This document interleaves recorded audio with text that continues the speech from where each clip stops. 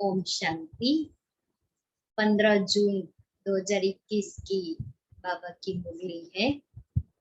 आज विशेष बाबा की ज्ञान और धारणा की सब्जेक्ट के ऊपर मुरली चली है। बाबा ने कहा कि अगर तुम बाप को याद नहीं करेंगे तो माया तुमको छुई मुई बना देगी। जैसे छुई मुई का पेड़ होता है, छुई मुई का जो प्लांट होता है छोटा सा, उसको टच करो मुरझा जाती है। ऐसे ही अगर बाप को याद नहीं किया तो माया मुरझा देगी। दूसरी बाबा ने बात बताई कि अभी बाबा आए हैं हम बच्चों को बेहद का वर्षा देने, अतीन्द्रिय सुख देने के लिए। तो हम बेहद के बाप के बच्चे हैं, ये कभी भी भूलो नहीं। अगर ये भूल गए तो अपने को रुला देंगे और फिर बुद्धि चली जाएगी छी दुनिया में। जो बाबा कहते हैं कि ये हरदम याद रहना चाहिए। फिर बाबा कहते एक बाप ही मोस्ट बिलीवेड है, उससे और कोई वस्तु प्यारी नहीं है, तो उसको याद करते रहो। और ज्ञान से संबंधित बाबा ने पॉइंट बताई कि शिव जयंती क्यों मनाते हैं, शिव कौन है ये कोई भी नहीं जानते। और त्रिमूर्ति कहते हैं तो किसको कहते हैं। और त्रिमूर्ति शिव भगवानुवाच, उसके साथ साथ 5000 वर्ष के चक्र का ज्ञान दिया। और फिर बाबा कहते कि राम सीता और लक्ष्मी नारायण कैसे बनते हैं, अनेक धर्म कब आते हैं और आकर के क्या करते हैं, देवी देवता धर्म कब स्थापन हुआ, राजयोग बाबा कैसे सिखा रहे हैं। इन सब ज्ञान के संबंधित पॉइंट को भी बाबा ने आज क्लियर किया है। बाबा पूछ रहे हैं कि बाप के मिलने की स्थायी खुशी किन बच्चों को रहती है। बाप के मिलने की स्थायी खुशी किन बच्चों को रहती है। उत्तर है जिन बच्चों ने एक से अपने सर्व संबंध जोड़े, जो एक बाप की याद में रहने की ही मेहनत करती है। जिन बच्चों ने एक से अपने सर्व संबंध जोड़े हैं, जो एक बाप की याद में रहने की ही मेहनत करते हैं, किसी देहधारी को याद नहीं करते, उन्हें ही स्थायी खुशी रहती है। अगर देहधारी की याद है तो बहुत रोना पड़ेगा, रोना नहीं बहुत रोना पड़ेगा। विश्व का मालिक बनने वाले कभी रोते नहीं।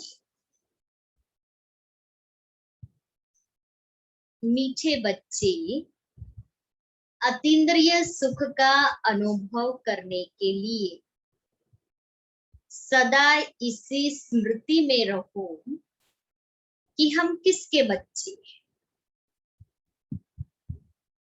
अगर बाप को भूले तो सुख गुम हो जाएगा। अतीन्द्रिय सुख का अनुभव करना है, अपने से पूछे हम किसके बच्चे हैं। गीत है, बचपन के दिन भुला न देना, आज हंसे कल रुला न देना। ओम शांति। बाप कहते हैं, मीठे बच्चों, हम बेहद बाप के बच्चे हैं, ये भूलो मत। ये भूले तो अपने को रुला देंगे, क्योंकि ये भूल गए कि हम बाप के बच्चे हैं, तो फिर देहधारी बुद्धि में आ जाएगा, देहधारी की याद आ जाएगी, और देहधारी को याद किया मना रोना। चीची दुनिया में बुद्धि चली जाएगी। बाप की याद में रहने से अतीन्द्रिय सुख भासता है। वह सुख बाप को भूल जाने से गुम हो जाएगा। हर दम याद रहना चाहिए कि हम बाबा के बच्चे हैं, नहीं तो अपने को रुला देंगे। सब भगवान के बच्चे हैं। सब कहते हैं, हे बाबा, हे परमपिता परमात्मा, रक्षा करो। परंतु बाप से रक्षा कब होती है, ये किसको भी पता नहीं है। साधु संत आदि कोई भी नहीं जानते कि बाप से हमको मुक्ति, जीवन मुक्ति कब मिलती है, क्योंकि भगवान को ही कण कण में कह दिया है। अब तुम बच्चे बेहद के बाप को जान गए हो। मोस्ट बिलवेड बाप है, उससे प्यारी वस्तु और कोई होती नहीं। मोस्ट बिलवेड बाप है, उससे प्यारी कोई वस्तु होती। तो ऐसा मोस्ट बिलवेड बाबा हमें पढ़ा रहे हैं, वर्षा दे रहे हैं, तो भाग भाग करके आना चाहिए। कहीं कुछ मिलता हो तो कैसे दौड़ दौड़ करके जाते हैं। यहाँ तो डायरेक्ट भगवान आए, डायरेक्ट वर्षा दे रहे हैं। ये कोई कम बात थोड़ी। दुनिया ढूंढ रही है, दर दर भटक रही है, ठोकरें खा रही है, और हम उसके सम्मुख हैं। तो इतनी वैल्यू होनी चाहिए। बाबा का ज्ञान सहज है, लेकिन सहज का मतलब ये थोड़ी ही है कि हम किसी भी रीति से चला लेवे, ऐसे तो नहीं ना। कौन है हम, किसके सामने बैठे हैं? ऑल वर्ल्ड ऑलमाइटी ऑथोरिटी के सामने। और वो सम्मुख आया है, इसलिए मुझे सम्मुख पढ़ाई पढ़नी है। ये ऑनलाइन पढ़ाई टेम्पररी, अभी वो सम्मुख मिलन का अनुभव करना है। सम्मुख बैठ करके पढ़ाई पढ़नी है, और वो जो सुख मिलेगा आत्मा को, वो बेमिसाल है। इसलिए बाबा ने कहा ना, अतीन्द्रिय सुख का अनुभव करना है तो ये स्मृति में लाओ, हम किसके बच्चे हैं।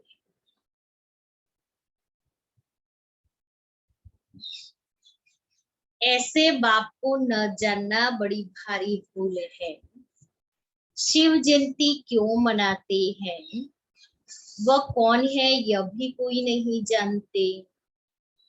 बाप कहते हैं, तुम कितने बेसमझ बन गए हो। माया रावण ने तुमको क्या बना दिया है। अभी तुम बच्चे जानते हो यह हमारी जन्मभूमि है। मैं हर 5000 वर्ष के बाद आता हूँ। वह फिर कह देते 40,000 वर्ष बाद। जब यह कलयुग पूरा होगा तब आएंगे।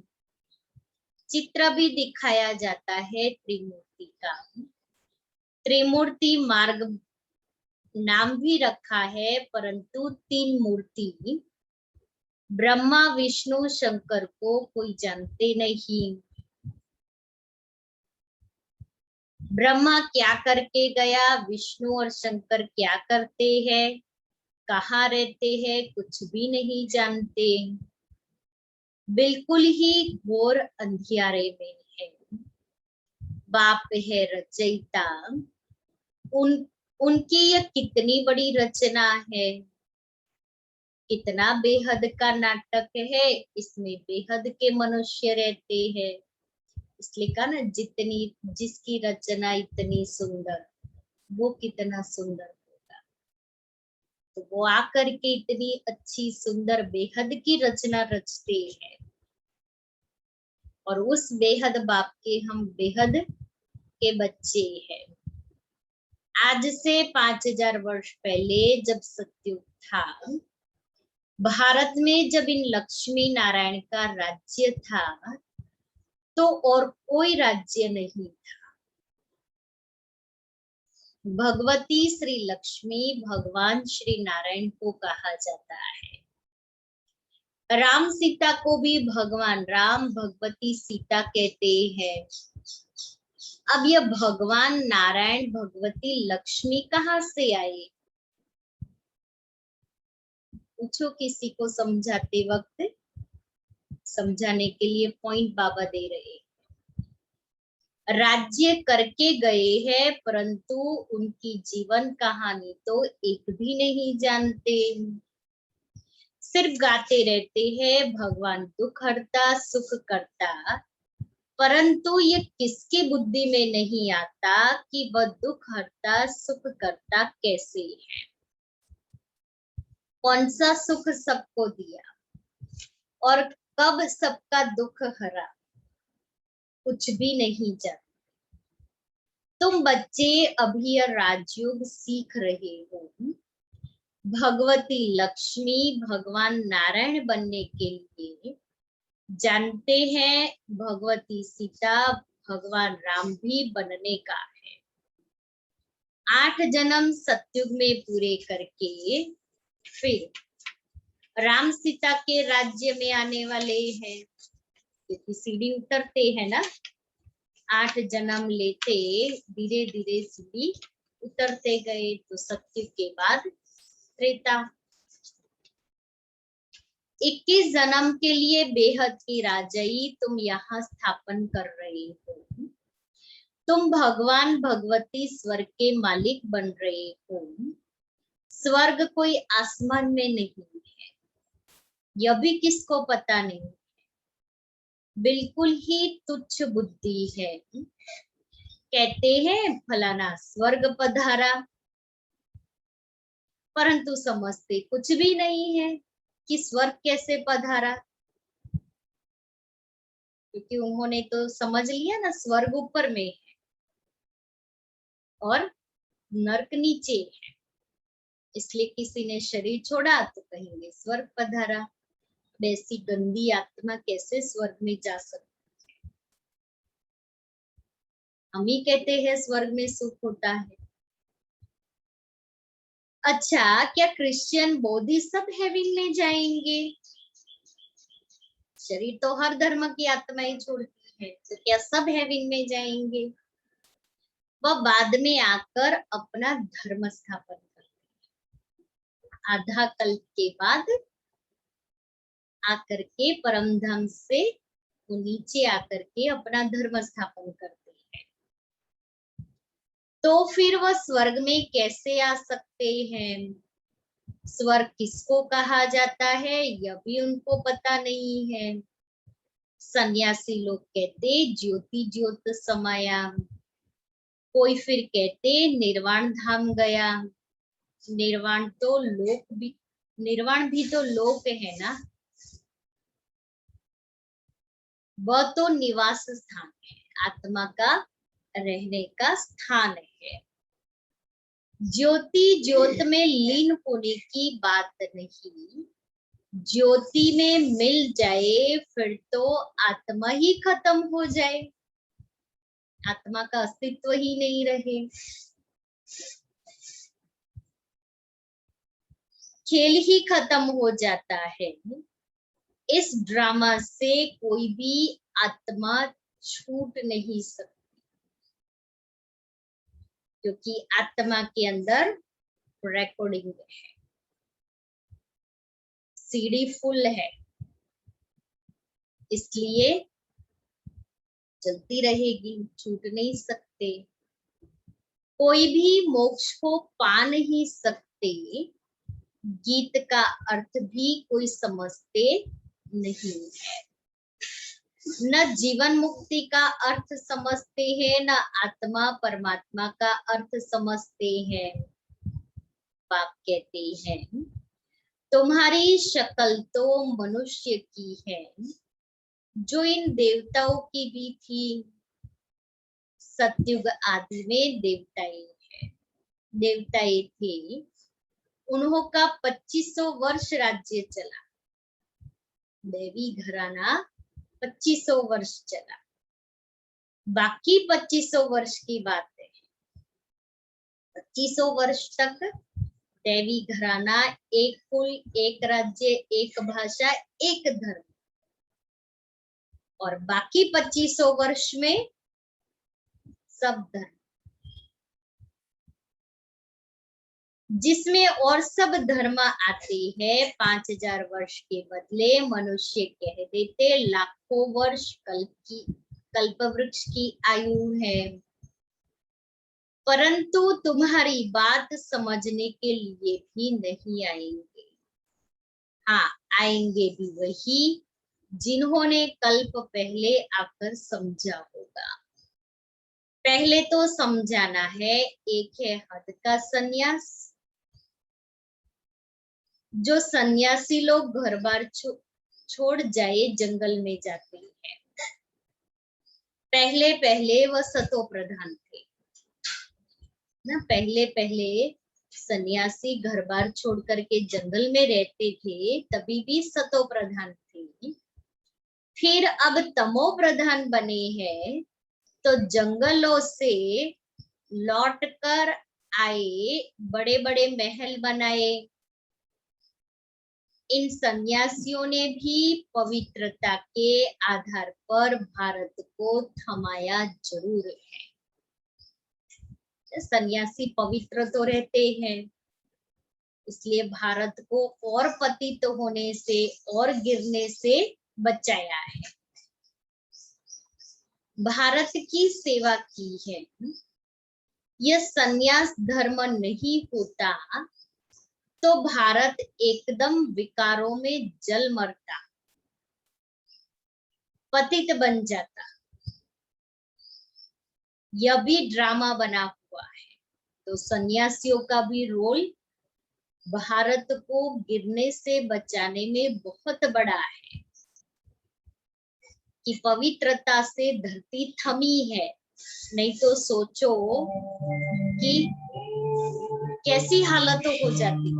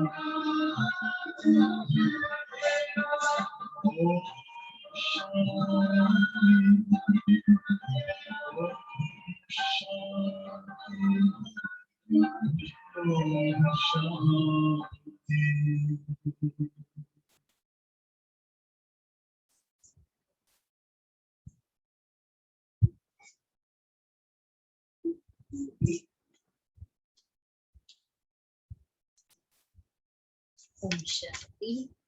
इन देवताओं का जब राज्य था तो भारत कितना शाहूकार था। इन्हों के इतने बड़े बड़े हीरे जवाहरातों के महल थे, वह सब कहाँ गए? सब नीचे चले गए। लंका और द्वारिका के लिए कहते हैं समुद्र के नीचे चली गई। अभी तो है नहीं। सोने के महल आदि सब थे ना। जब मंदिरों आदि में हीरे जवाहरात लगा सकते हैं तो वहां क्या नहीं होगा? पूरा मंदिर ही सोने का बना सकते हैं और उसमें हीरे रतन जड़ित कर सकते हैं, तो सत्युग में तो क्या नहीं होगा? कितनी तुम बच्चों को खुशी होनी चाहिए। स्मृति में तो लाओ कि हम सत्युग में कैसे रहेंगे, कैसे महल होंगे, क्या करेंगे, रास करेंगे, डांस करेंगे, ड्राइंग करेंगे, पेंटिंग करेंगे, 56 भोग खाएंगे, रोज सुबह में सैर करने जाएंगे, आपस में गेट टुगेदर करेंगे। स्मृति को और कोई काम तो है नहीं वहां। बस खाओ पियो मौज करो, घूमो फिरो, कारोबार, लेकिन बंधन वाला कारोबार नहीं है। सब इजी इजी गोइंग है। तो इजी गोइंग है, इसीलिए कोई बोझ नहीं है।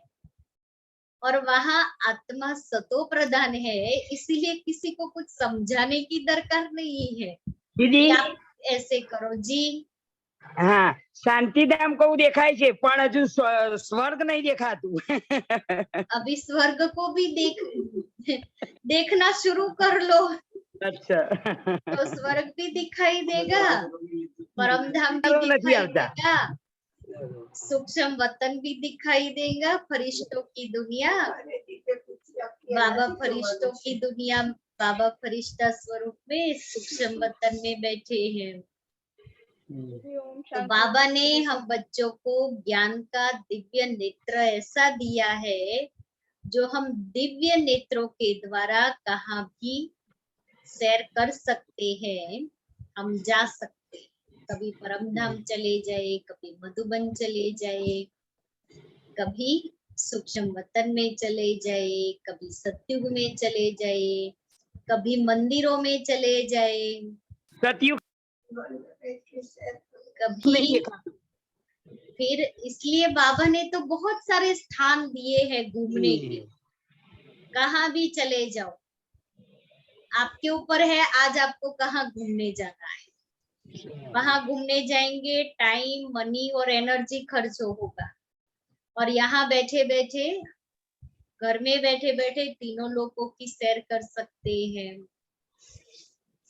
इसलिए घूमते रहो सारा दिन, कौन मना कर रहा है।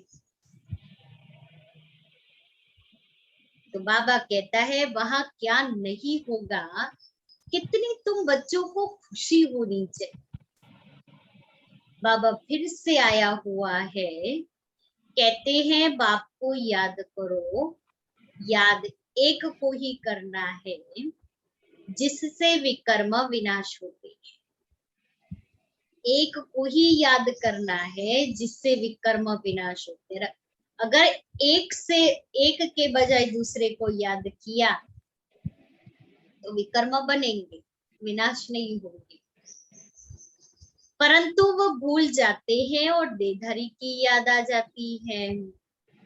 देहधारी की याद से तो विकर्म बने। कुछ फायदा नहीं। बाप कहते हैं माँ में कम याद करो, किसी देहधारी को याद नहीं करो। अम्मा मरे तो भी हलवा खाना, बीबी मरे तो मरे तो भी हलवा खाना। हलवा खाते रहो, खुश रहो।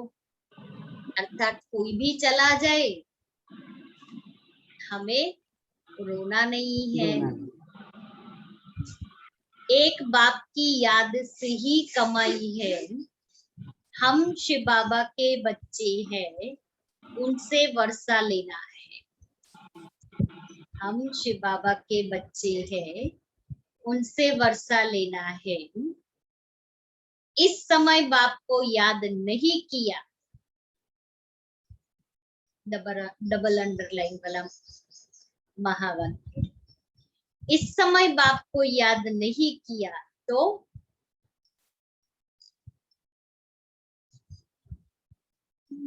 मार पड़ेगी, तो बहुत पछताना पड़ेगा, रोना पड़ेगा।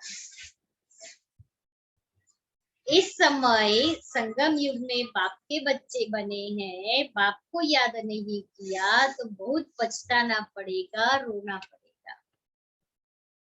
विश्व के मालिक बनने वालों को रोने की क्या दरकार है। फिर बाबा स्मृति स्वमान याद दिला रहे हैं कि हम कौन हैं, कि विश्व के मालिक बनने वाले बच्चे हैं, तो वो कभी रोते नहीं। मालिक कभी रोएगा? सीट पर बैठा हुआ कोई रोए, कैसा लगेगा। तो इस स्वमान की स्मृति दिलाए हम अपने को कि मैं विश्व का मालिक बनने वाली आत्मा। तुम बाप को भूलते हो तभी माया थप्पड़ लगाती है। इसलिए बाबा बार बार समझाते हैं कि बाप और वर्षे को याद करो। अमरनाथ ने अमरपुरी में एक पार्वती को बैठ अमर कथा नहीं सुनाई होगी? जरूर बहुत होंगे। जो मनुष्य मात्र है सबको बाप समझाते हैं कि अब पतित बनो या अंतिम जन्म पवित्र बनो। वहां स्वर्ग में कोई विकार होते नहीं। अगर वहां भी विकार होता तो फिर स्वर्ग और नरक में फर्क क्या हुआ। इसलिए जहां राम है वहां रावण नहीं, कृष्ण है वहां कंस। देवी देवताओं की महिमा गाते हैं। क्या गाते हैं? देवी देवताओं की महिमा क्या है?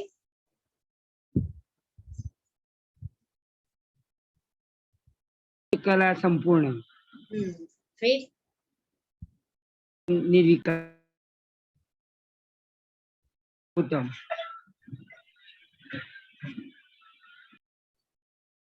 देवताओं की महिमा क्या है? सोलह कला 16 कला संपूर्ण पहला। दूसरा संपूर्ण संपूर्ण निर्विकारी मर्यादा मर्यादा पुरुषोत्तम। फिर चौथा भूल गई थी। अहिंसा परमो धर्म। अहिंसा परमो धर्म। और एक और रहा सर्वगुण संपन्न 16 कला संपूर्ण संपूर्ण निर्विकारी मर्यादा पुरुषोत्तम अहिंसा परमो परमो धर्म। ये है देवताओं के गुण।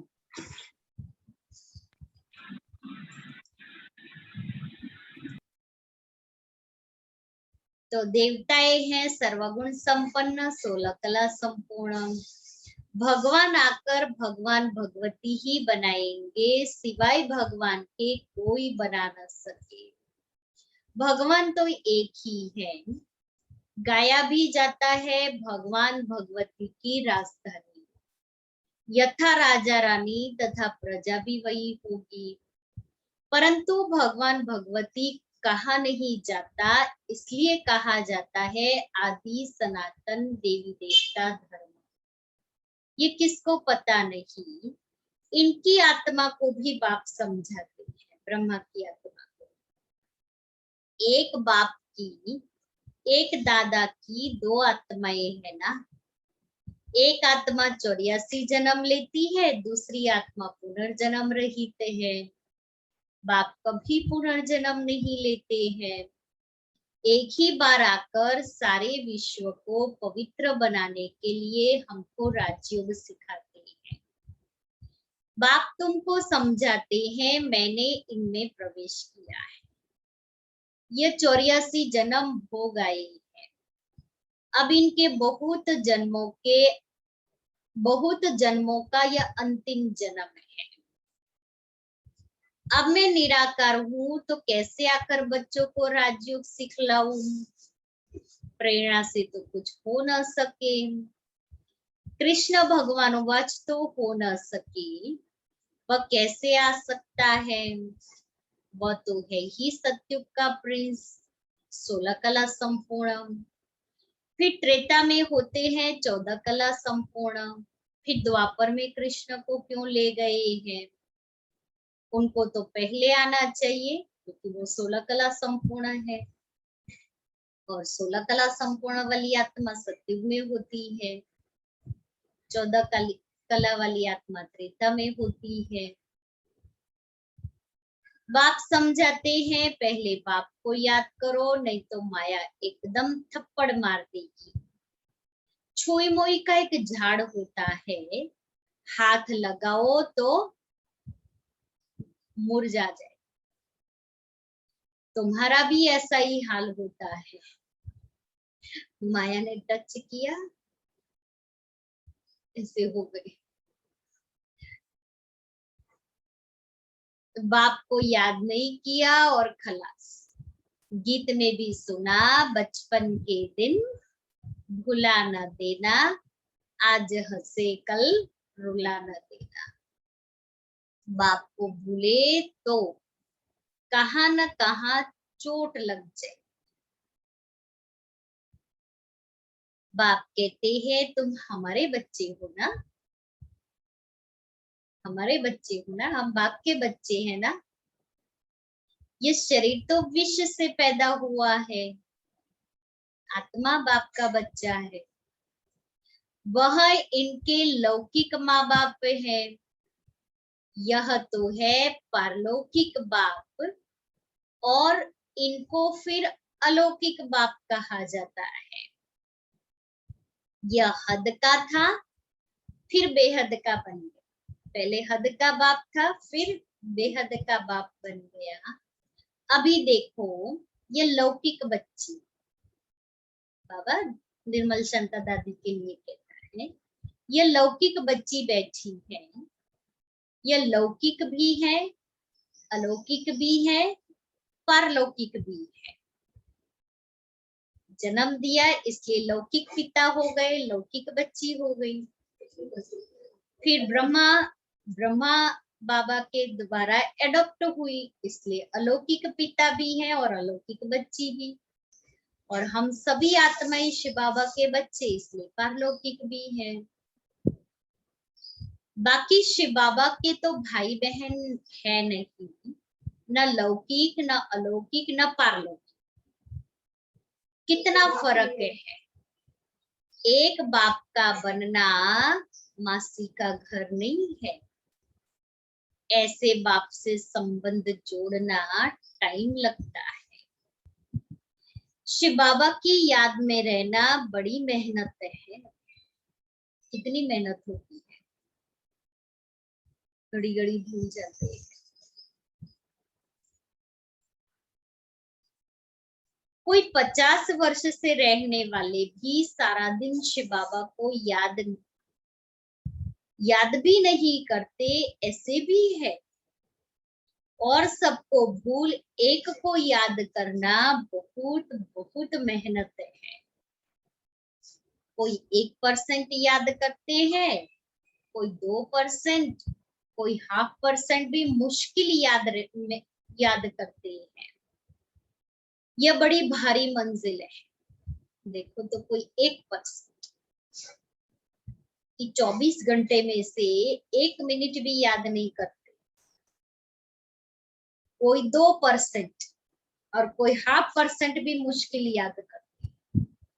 तो सोचो, हम आत्मा को 24 घंटा मिलता है, उस 24 घंटे में से भी हम 1 घंटा भी याद नहीं करते, 1 घंटा भी हम नहीं निकालते।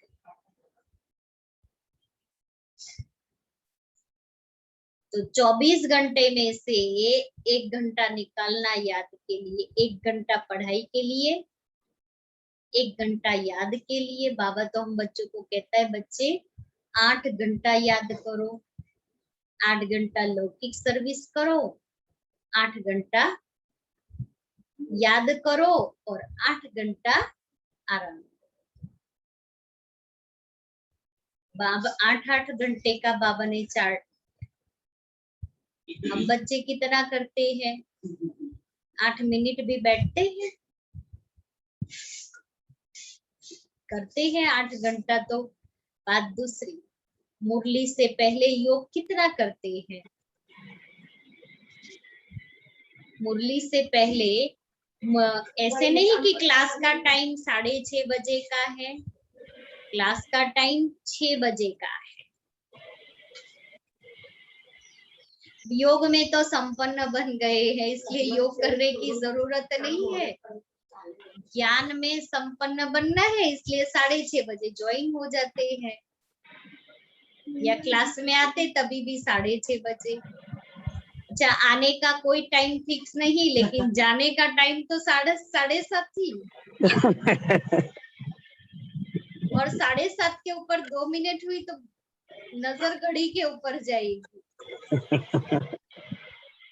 अब जाने के लिए एक्यूरेट टाइम देख रहे हैं, आने के लिए हम एक्यूरेट टाइम देखते हैं?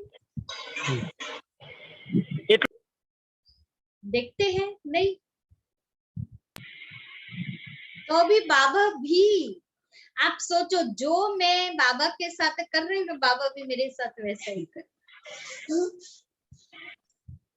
क्योंकि हम अपने लिए ये कर रहे हैं, बाबा के लिए तो कुछ नहीं कर रहे। हम अपने लिए पढ़ाई पढ़ रहे हैं, हम अपने लिए याद कर रहे हैं। बाबा को क्या फर्क पड़ेगा? याद नहीं करेंगे तो थप्पड़ माया की हमें लगेगी। इसलिए जैसे हर और बातों में हम बहुत एक्यूरेट होते हैं, इस बात में हम क्यों चला लेते हैं अपने? 6 माना 6। मम्मा थी, मम्मा का मास चल रहा है ना। मम्मा की एक विशेषता, मम्मा हमेशा बाबा से पहले क्लास में पहुंच जाती थी। मम्मा कहती थी, अगर लेट पहुंचना मना टीचर का इंसल्ट है। एक बार मम्मा 1 मिनट लेट, मम्मा क्लास में नहीं, मम्मा वहां स्टेप्स पर ही बैठे, मम्मा को बुलाया, मम्मा नहीं गई।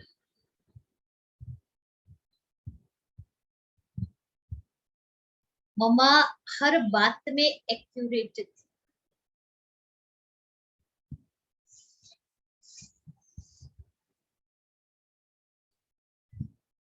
तो हमें 6 माना 6, क्लास का टाइम 6 बजे का है, 6:30 पौने 7 का नहीं है।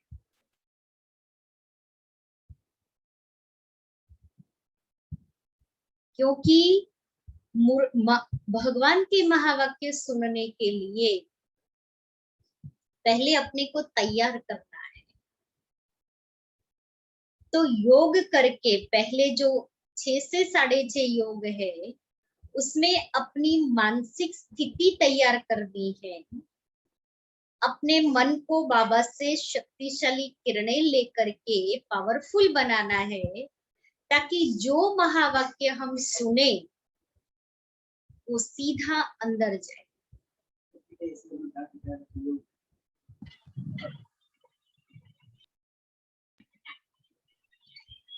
इसलिए क्या करेंगे अभी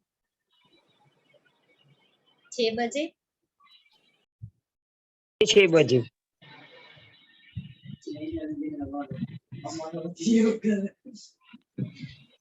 यहाँ तो जो करेगा वो पाएगा, कोई किसी के लिए कुछ नहीं कर सकता है।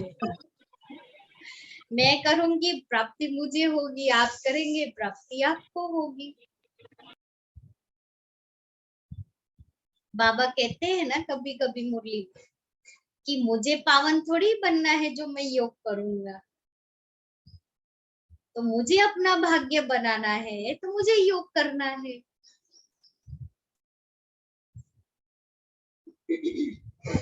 इसलिए अभी एक्यूरेट, अलर्ट, डिसिप्लिन में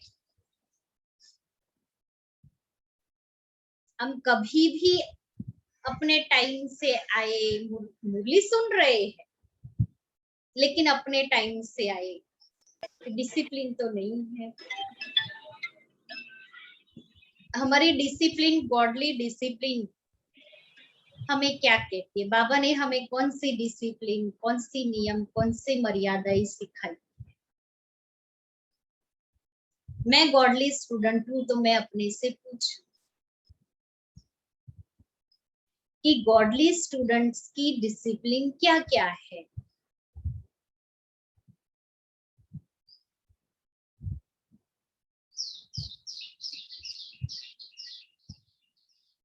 हर बात में हमारा chart punctual, discipline, well mannered ऐसा होना चाहिए। मार्क्स इसके ऊपर, ये छोटी छोटी जो बातें हैं मेरे अकाउंट में प्लस होना है। अगर योग नहीं लगता है, इसका कारण एक ये भी है कि छोटी छोटी बातों की अवज्ञा करते हैं।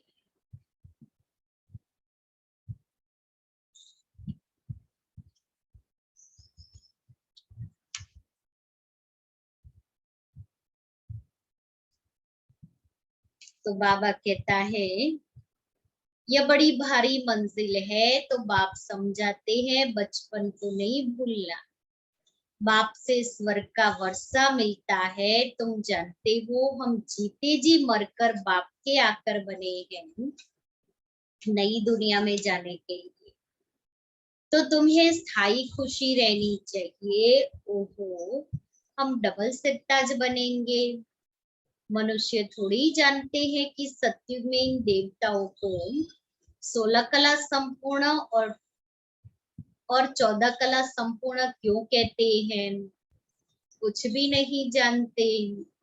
यह भक्ति मार्ग के शास्त्र आदि फिर भी बनेंगे, यह हज योग, तीर्थ यात्रा आदि सब फिर भी होंगे, परंतु इससे क्या होगा? क्या हेवन में जाएंगे? नहीं। बहुत रिद्धि सिद्धि से काम करते हैं, रिद्धि सिद्धि वाले बहुत हैं, हजारों मनुष्य उनके पिछाड़ी पड़ते रहते हैं। रिद्धि सिद्धि से बहुत घड़िया आदि चीजें निकालते हैं। यह थोड़ी समझते हैं कि यह अल्पकाल के लिए सब है, इसमें बहुत मेहनत करनी पड़ती है। यह रिद्धि सिद्धि आदि सीखने की भी किताब होती है। कितने लाखों मनुष्य उनके पिछाड़ी पड़ते हैं, रिद्धि सिद्धि के पीछे। तुम बच्चे जानते हो, हमको बाबा से स्वर्ग का वर्षा मिलता है। इन आंखों से जो कुछ देखते हो वह नहीं रहेगा। बाप समझाते हैं, तुम अशरीरी आए थे, फिर शरीर 7 पार्ट बजाया। अगर 84 लाख का हिसाब किताब बताए तो 12 मास लग जाए, हो ही नहीं सकता। 84 जन्मों का हिसाब किताब बताना तो बिल्कुल सहज है। तुम 84 का चक्र लगाते रहते हो। सूर्यवंशी है तो चंद्रवंशी नहीं। सूर्यवंशी घराना पूरा हुआ, फिर चंद्रवंशी बने। अभी तुम जानते हो हम है ब्राह्मण वंशी, फिर देवता वंशी बनना है, इसलिए हम पढ़ाई पढ़ रहे हैं। फिर सीढ़ी नीचे उतरते उतरते वैश्य शूद्र वंशी बनेंगे। अभी अपने 84 जन्मों की स्मृति आई है, ये चक्र भी याद करना पड़े।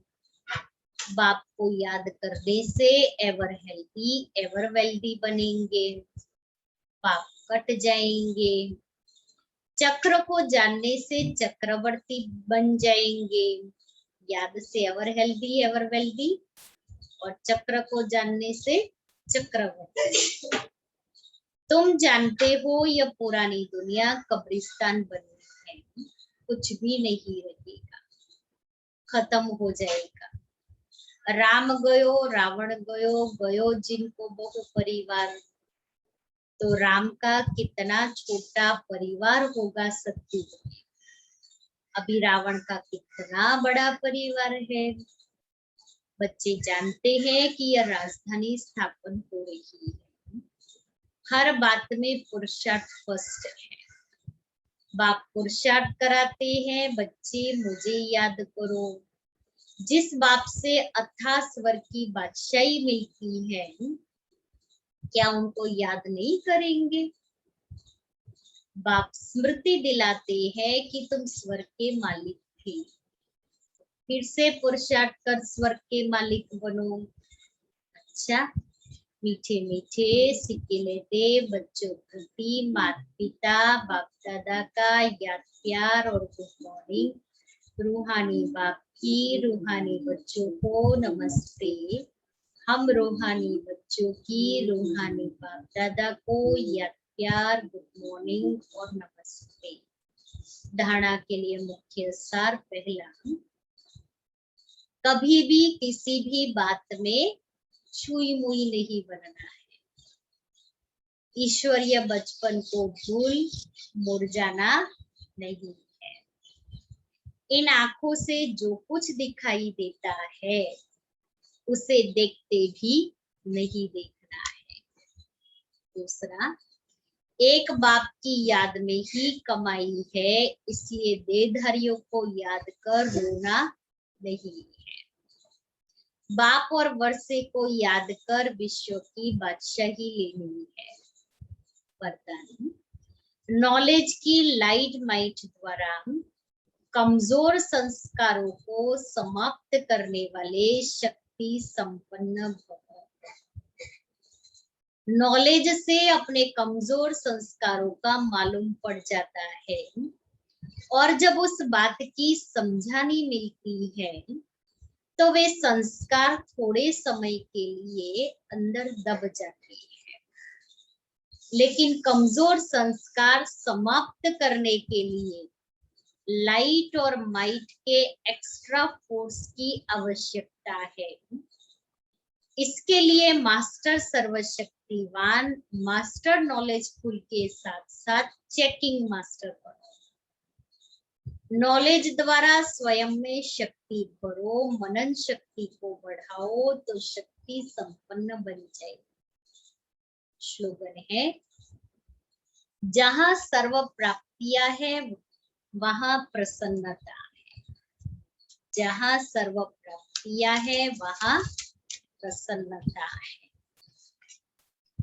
और आज का हमारा स्वमान, मैं अशरीरी हूँ। मैं अशरीरी।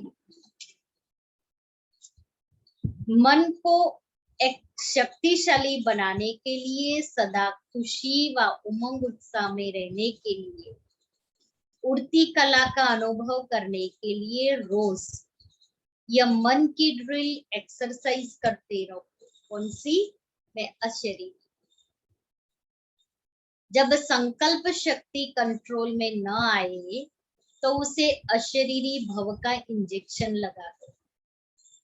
व्यक्त में रहते अव्यक्त में उड़ना सीखो। व्यक्त में रहते अव्यक्त में उड़ना सीखो। अशरीरी का इंजेक्शन लगा दो।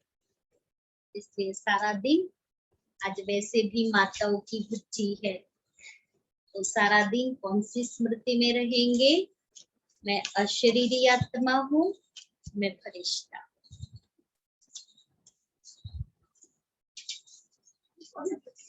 आज की मम्मा की जीवन की मुख्य धारणा है, सदा शीतल स्वभाव और मीठे बोल उच्चारण करने वाली माँ का सदा यही लक्ष्य रहा कि सबके दुख दूर करो। किसी भी हालत में, किसी भी बात में मम्मा को कभी क्रोध तो क्या, परंतु आवेश भी नहीं आया। मम्मा का तेज आवाज हमने कभी नहीं सुना। मम्मा शांति का अवतार, प्रेम की मूर्ति थी। ऐसे हम सबको मम्मा समान बनना है। और हमें तो कोई एक बार बुलाओ, 2 बार बुलाओ, तीसरी बार बुलाओ और नहीं सुने तो कालीस्वर। तो मम्मा की विशेषता रही, क्रोध तो क्या, कभी आवेश भी नहीं आया। हम सभी को मम्मा समान बनना है। कल की मुरली की पॉइंट पारुल बहन रिवाइज करे।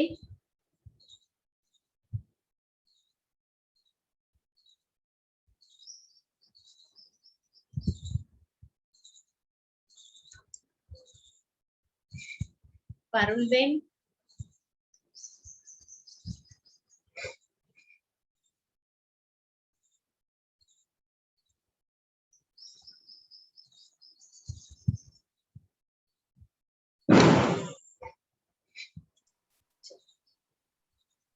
सुनाओ। बाबा ने कहा, मैं आया हूँ सबको वापिस घर ले जाने। और तुम देवी देवता थे, सतो प्रधान थे। भारत अविनाशी खंड है, उसका नाश नहीं होता, क्योंकि वो बाबा की अवतरण भूमि है, पवित्र भूमि है। बाबा ने कहा, मुझे याद करो तो तुम्हारी कट उतर जाएगी, तुम सतो प्रधान बन जाएंगे और बाबा के प्रति आकर्षण बढ़ती जाएगी। तुम अधर कुमार कुमारी नहीं बनना है। फिर बाबा ने कहा, मैं ब्रह्मा द्वारा विष्णु की माला तैयार कर रहा हूँ। रावण बाबा से भी तीखा है, इसीलिए विघ्न शुरू से ही आते हैं और आगे भी आते रहेंगे। पूरी दुनिया जाने वाली है, उसका वैराग धारण करो। इच्छाओं का भी वैराग्य करो। जो स्वमान में रहते हैं उनको सहज ही सफलता मिलती है। जो मान शान में रहते हैं उनका देहभान बढ़ता है और वो टकराव में आते हैं। बस इतना ही किया है दीदी। बहुत अच्छा। भी सारा दिन इसका मनन, चिंतन और प्रैक्टिकल अनुभव। तो आज भट्टी है, सुबह 10 बजे से 12:30 बजे और शाम को 5 से 7:30 बजे तक। फिर से बोलो दीदी। ओम शांति।